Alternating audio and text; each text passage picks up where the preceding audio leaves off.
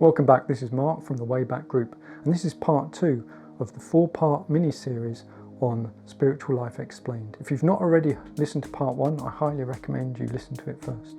Part 2, free will. Free will can be thought of as that special gift a human has to be able to make choices in any situation. Without free will, we would be totally habitual and would respond to our environment in a robotic, predetermined way. So it would be prudent to consider, where does choice come from and what is it based upon? How is it that in any situation there are at least 2 options? Fundamentally, you are always being guided by God to become closer to God. This guidance comes via your spirit, which you could think of in simplistic terms as the receiver of God's desire and intention for you to be good. Your spirit then presents you with guidance, which is how, in almost all situations, be they seemingly important or trivial, you always know right from wrong, good from bad. The good choice is the one that will take you closer to God, and this is the one that came from your spirit. The other choice or choices take you in the opposite direction and come from your brain, from habits, and perhaps even ego or fear. This is the archetypal head versus heart situation, though the reality is a little bit more nuanced. But let's keep it simple for now. So given a choice between what God is guiding you to do and what your lower self is presenting as an alternative response, free will is your ability to make the wrong decision. When you think about it, without free will, then God would guide you and you would react to that guidance and you would evolve, becoming higher in vibration, virtue and goodness.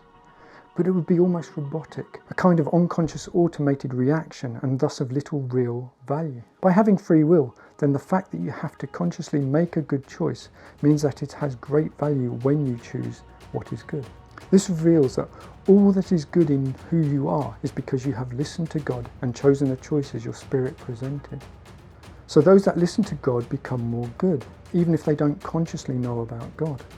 So when God perceives humanity, the people who are really good are the ones who are receptive to God's guidance. Do you consider yourself a good person? Or have you ever contemplated how you became good? Before we move on though, it's worth understanding that the more you make the right choices, the easier it gets. In this way, when your lower self is well aligned with goodness and is spiritually mature, then often it presents the same choice as your spirit. And so there's no sense of choice. You already know what the right thing to do is and you just do it. But you got there by previously making the right choices, and so you've grown through experience. So what about those times when we've done wrong, having made bad choices? Well, for free will to work, God doesn't intervene. Rather, God totally respects your right to choose, make mistakes, and will remain neutral. This means that you could, in theory, turn so far away from God by ignoring God's guidance that you become bad. God won't intervene, but that does not mean you are alone. For those who are going the wrong way down the metaphoric path, there is still guidance, and this leads on to the next topic of health and healing. But before we go into that and explain why some people just can't be healed, let us recap. We understand that we've always got a choice in any situation, and that at least one choice is the right choice.